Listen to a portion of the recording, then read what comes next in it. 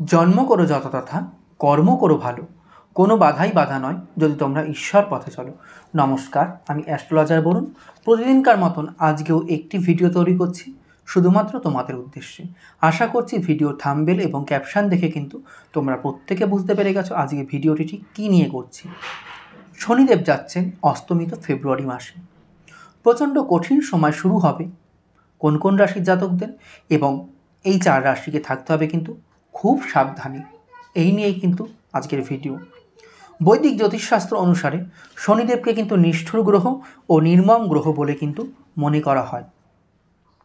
ভালো কাজ করলে শনিদেব যেরকম আমাদেরকে সুফল দান করে থাকেন, সেই ব্যক্তির যেরকম কোনো দিকে কোনো অভাব থাকে না, সেরকমই আমরা যদি খারাপ কাজ করি শনিদেব কিন্তু আমাদেরকে খারাপ ফল দিয়ে থাকেন। জীবনে কিন্তু দুঃখ কষ্টের কিন্তু সীমা থাকে না। কর্মফলের দেবতা শনিদেব বর্তমানে কুম্ভ রাশি অর্থাৎ তার স্বরাশিতেই কিন্তু অবস্থান করছে। গোটা 2024 সাল জুড়ে কিন্তু কুম্ভ রাশিতেই অবস্থান করবেন শনি মহারাজ। আগামী 11ই ফেব্রুয়ারি কুম্ভ রাশিতেই কিন্তু অস্ত যেতে চলেছে শনিদেব রবির দ্বারা। 18ই মার্চ 2024 অবধি কিন্তু শনির অস্তদশা বজায় থাকবে এই কুম্ভ রাশিতেই।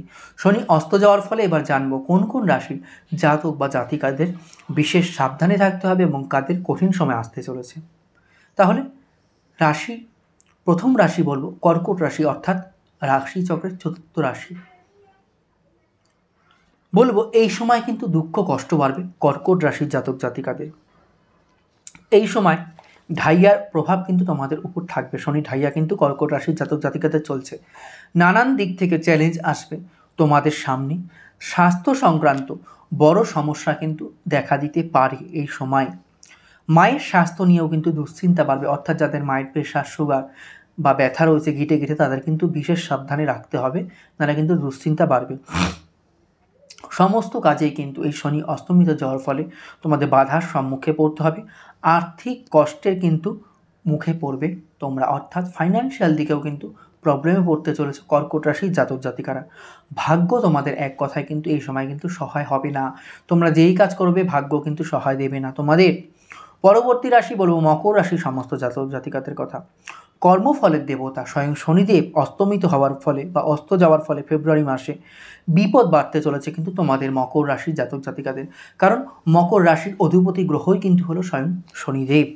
এই সময় চলেছে তোমাদের শনির সাড়ে সাতির দশা, অর্থাৎ গোটা 2024 সাল জুড়ে কিন্তু শনির সাড়ে সাতির দশাই তোমাদের চলছে। ফলে শনি অস্তমিত যাওয়ার পর কিন্তু ওঠাপড়ার মধ্যে দিয়ে কিন্তু তোমাদের জীবন চলবে, কখনো ভালো তো কখনো খারাপ। এই একটা মাস কিন্তু খুব সমস্যা চলবে। সব কাজে কিন্তু সতর্কতা অবলম্বন করতে হবে, বিশেষ সতর্কতা কিন্তু অবলম্বন করা দরকার সমস্ত কাজে। স্বাস্থ্যের জন্য অর্থাৎ শারীরিক কোনো অসুস্থতার জন্য চিকিৎসার খাতে কিন্তু ব্যয় হতে পারে বা ব্যয় হবেও, এটাই আমি দেখতে পাচ্ছি।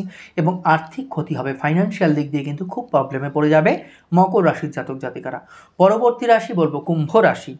এই রাশিতেই ফেব্রুয়ারি মাসে কিন্তু অস্তমিত হচ্ছেন বা অস্তমিত যাবেন কিন্তু স্বয়ং শনিদেব। ফলে এই সময় কিন্তু নানান সংকট বাড়বে তোমাদের জীবনে, কারণ কুম্ভ রাশির অধিপতি গ্রহও কিন্তু হলো স্বয়ং শনিদেব।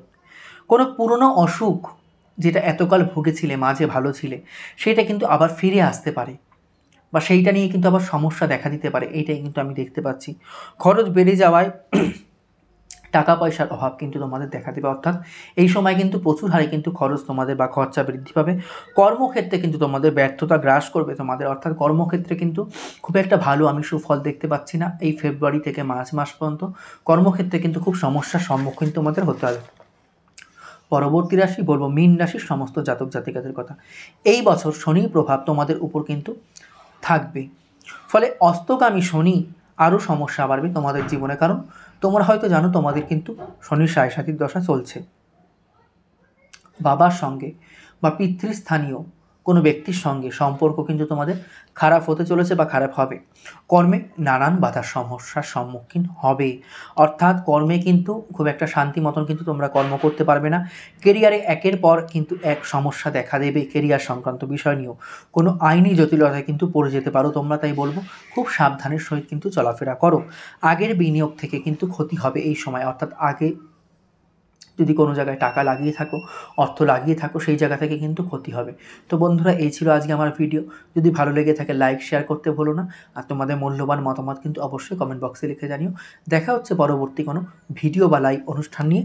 ততক্ষণের জন্য সবাই খুব ভালো থেকো, সুস্থ থেকো, সাবধানে থেকো। হরে কৃষ্ণ, জয় মা।